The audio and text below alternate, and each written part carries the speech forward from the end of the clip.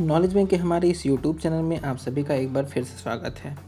मित्रों, आज के इस वीडियो में हम बात करने वाले हैं भारतीय साक्ष्य अधिनियम के सेक्शन 8 के बारे में, जो कि हमारा बात करता है हेतु, तैयारी और आचरण के बारे में। हेतु की अगर हम बारे में बात करें तो इसका जो इंग्लिश मतलब होता है वो होता है मोटिव, और जो हमारा तैयारी होता है इसको बोलते हैं प्रिपरेशन, और जो हमारा आचरण होता है उसको हम बोल सकते हैं प्रीवियस या फिर सब्सिक्वेंट कंडक्ट। तो ये तीन जो टॉपिक होते हैं इसका जो उल्लेख होता है हमारे सेक्शन 8 में बताया गया है। तो चलिए एक एक करके हम इन तीनों के बारे में समझते हैं और जानते हैं कि इन तीनों का मतलब क्या होता है। तो चलिए इस वीडियो को शुरू करते हैं। आचरण के बारे में आवश्यक उपबंध किया गया है। इसमें ये बता रहा है कि हमारे जो भारतीय साक्ष्य का जो अधिनियम है उसके सेक्शन 8 में किसके बारे में बताया गया है? तैयारी, आचरण तथा हेतु के बारे में। अब देखिए आगे इसमें कहता है कि धारा 8 के अनुसार कोई भी तथ्य, अब इसको हम समझने की कोशिश करते हैं कि ये होता क्या है, हेतु, तैयारी और आचरण होता क्या है। तो कह रहा है कोई भी तथ्य जो किसी विवादक तथ्य या सुसंगत तथ्य का हेतु या तैयारी दर्शित करता है, सुसंगत करे। मतलब कोई भी ऐसा फैक्ट हो सकता है जो किसी भी विवादक तथ्य या फिर सुसंगत तथ्य का हेतु, तैयारी और मतलब प्रिपरेशन, ये तीनों तैयार करता है। अगर इसको जस्टिफाइड करता है तो उसको हम कह सकते हैं वो हमारा धारा 8 के अनुसार इन तीनों के बारे में बताता है। इसमें अगर हम आगे देखेंगे तो हेतु, तैयारी एवं आचरण का किसी अपराध के कारित किए जाने में एक महत्वपूर्ण स्थान होता है।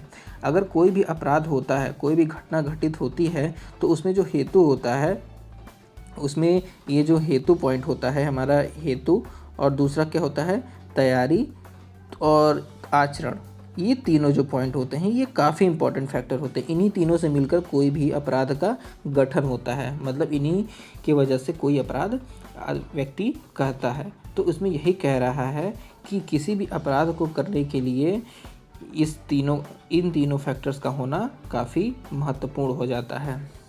वह हेतु ही है, मतलब वह मोटिव ही है जो किसी व्यक्ति को कोई कार्य करने के लिए प्रेरित करता है। अब मान लीजिए कोई व्यक्ति कोई अपराध करने जा रहा है तो उसके पीछे कोई ना कोई उसका रीज़न ज़रूर होगा, कोई ना कोई उसका कारण ज़रूर होगा। तो वही हम कहेंगे वो उसका एक मोटिव ज़रूर होगा कि जो वो किसी अपराध को कर रहा है। तैयारी उसकी पूर्णता की दिशा में एक ज़रूरी कदम है। ठीक है, अगर मान लीजिए कोई अपराध व्यक्ति करने जा रहा है, अब देखिए जो अपराध होता है उसमें 3 स्टेप होते हैं। पहला हो गया हेतु, मोटिव, दूसरा हो गया प्रिपरेशन, तीसरा हो गया कंडक्ट।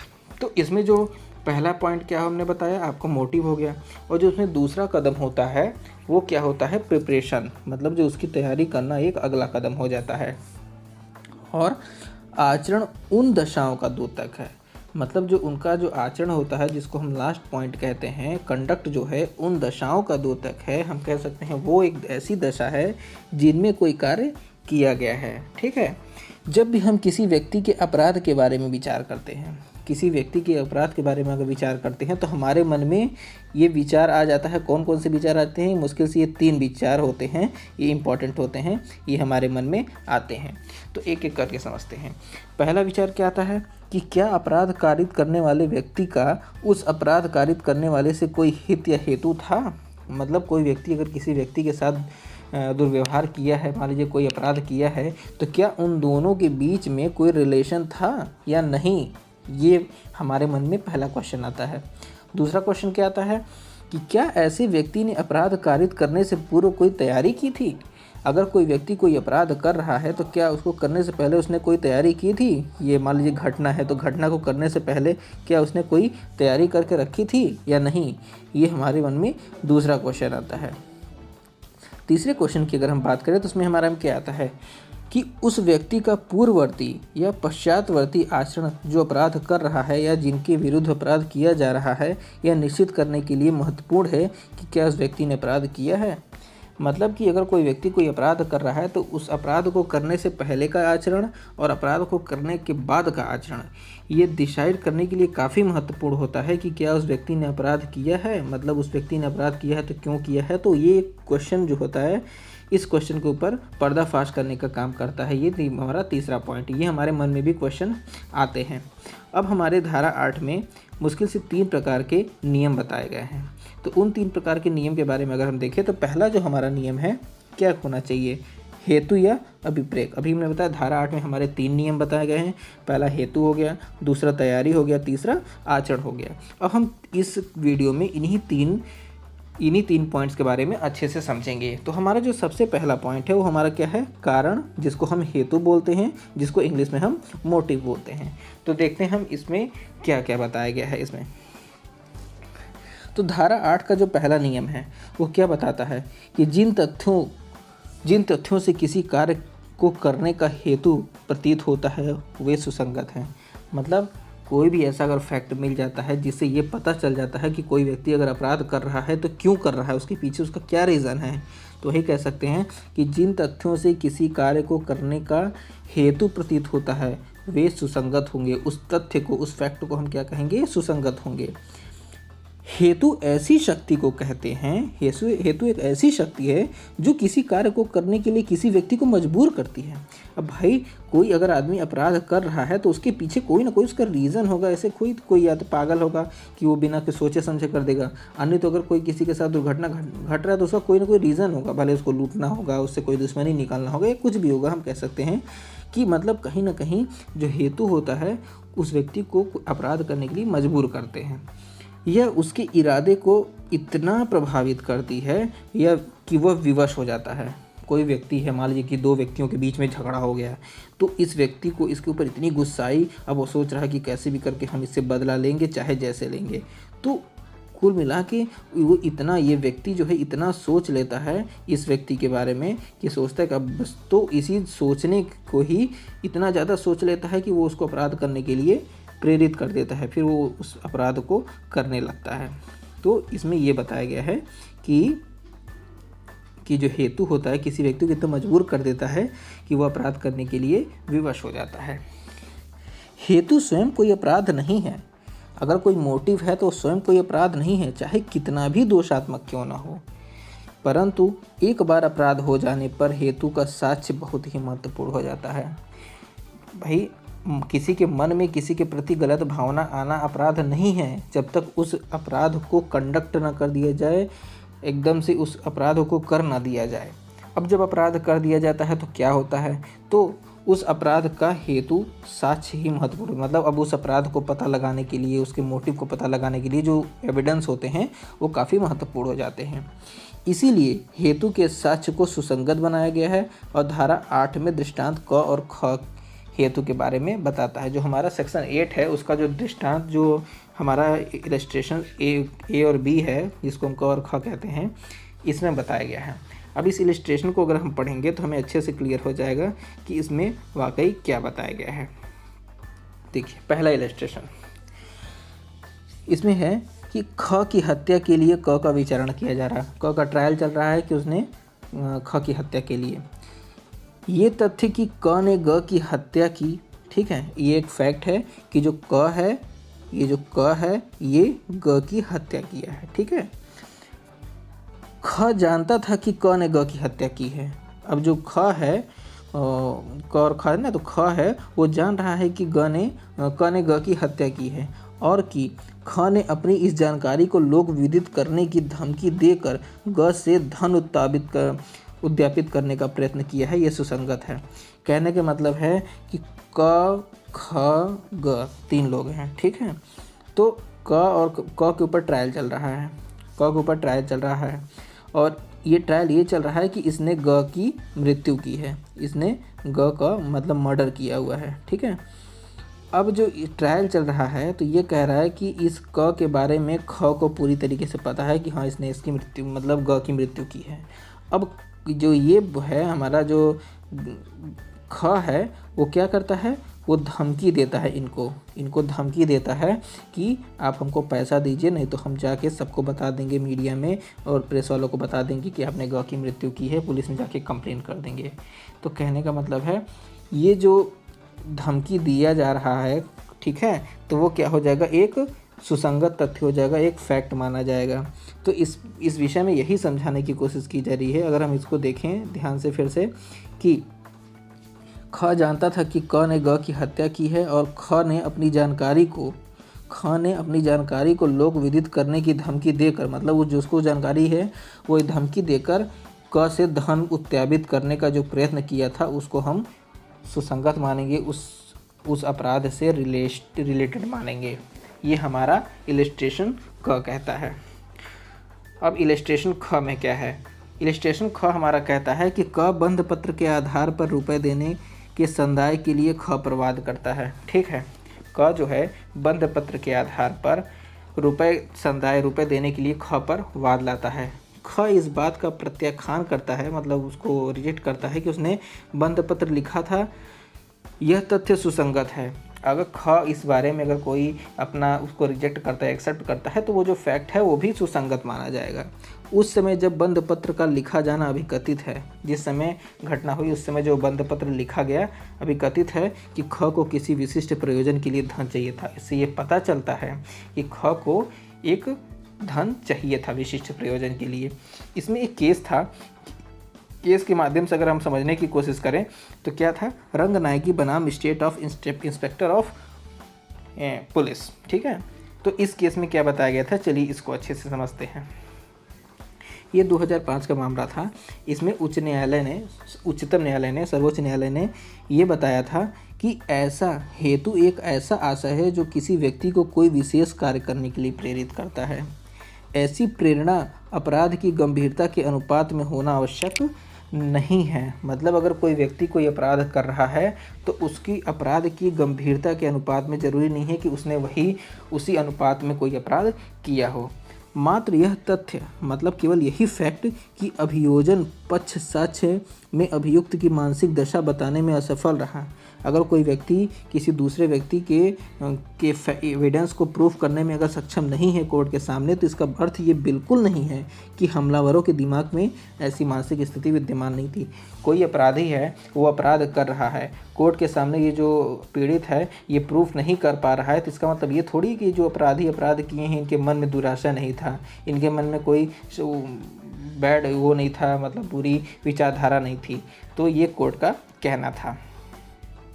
दूसरा पॉइंट इसमें हमारा आता है तैयारी के बारे में।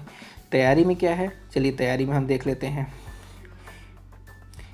तैयारी की अगर हम बात करें तो इसका अर्थ है कि किसी अपराध को किए जाने के पूर्व उसके लिए आवश्यक सामान जुटाना, उपाय ढूंढना, उसकी व्यवस्था करना तथा उसको करने का ढंग निश्चित करना, योजना बनाना। किसी अपराध को करने के लिए अभियुक्त की ओर से की गई तैयारी सुसंगत होती है।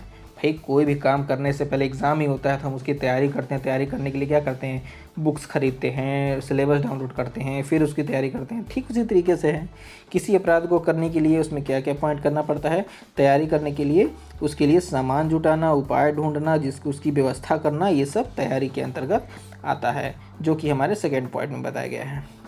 इसको अगर हम दृष्टांत के तौर पर समझने की कोशिश करेंगे तो ये हमारा है, इसमें देखिए, इसमें बताया गया है कि यदि विष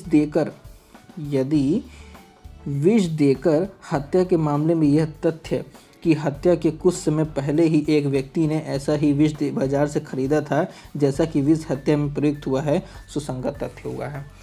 अगर किसी स्थान पर कोई जहर देकर किसी व्यक्ति को मारा गया है तो किसी व्यक्ति द्वारा ये बताया जा रहा है कि साहब हम किसी एक आदमी था और उसको हम इस दुकान से इसी तरीके का जहर खरीदते हुए देखे थे।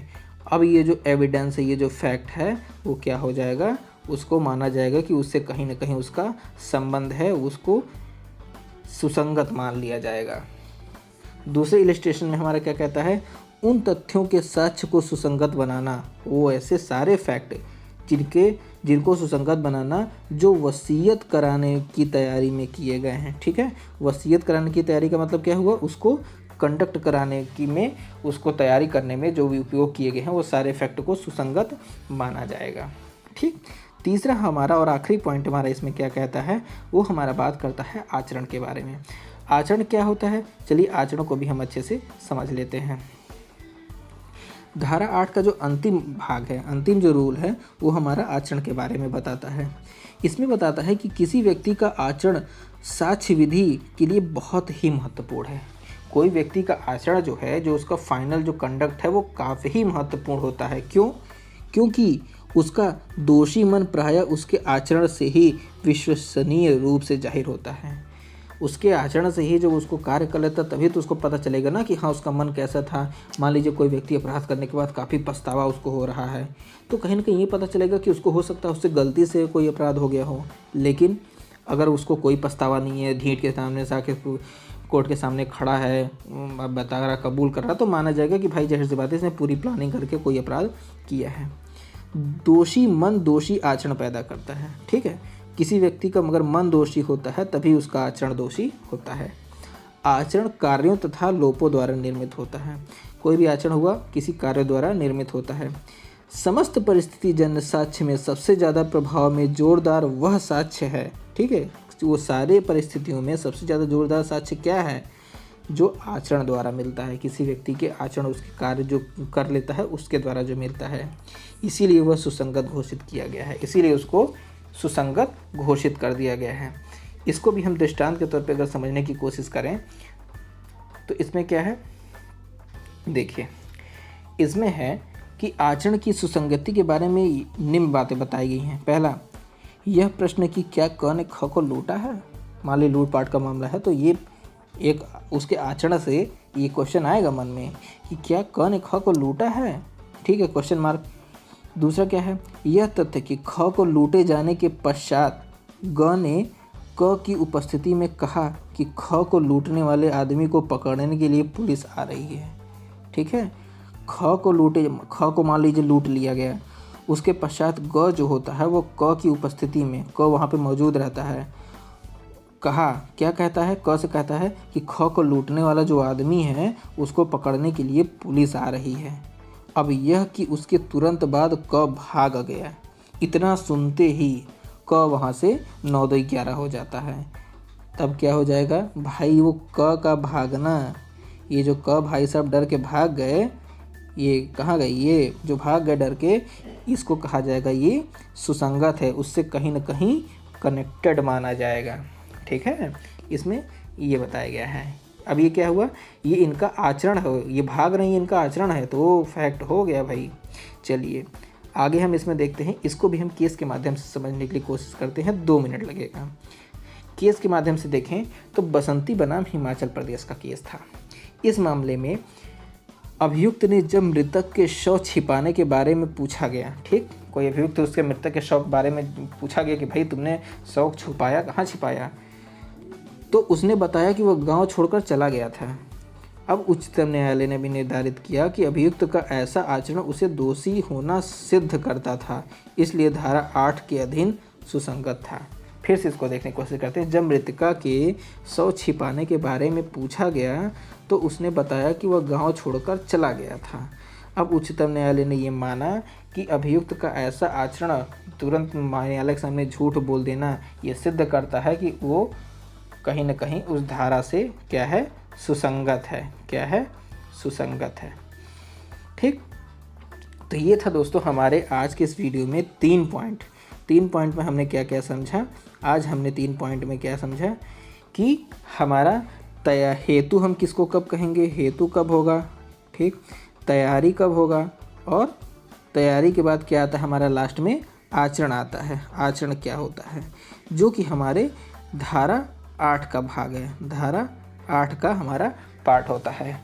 तो तैयारी में हमने क्या देखा, जब किसी भी अपराध को जब किया जाता है तो सबसे पहले उसमें हेतु आता है, सबसे पहले उसकी मोटिव होती है, उसके बाद उसकी प्रिपरेशन की जाती है। प्रिपरेशन करने के बाद जब वो घटना घट जाती है, उसको कंडक्ट कर दिया जाता है, तब वो आता है आचरण के बारे में, जिसको कि हमने एक एक करके तीनों पॉइंट को अच्छे से केस लॉ के माध्यम से भी समझने की कोशिश की। और तो दोस्तों आई होप कि ये वीडियो आपको काफ़ी पसंद आया होगा। पसंद आया तो आप इस वीडियो को लाइक कीजिए, कमेंट कीजिए, अपने फ्रेंड के साथ शेयर कीजिए, और अगर आपके मन में ज़रा भी कन्फ्यूज़न हो तो आप नीचे कमेंट बॉक्स में पूछ सकते हैं।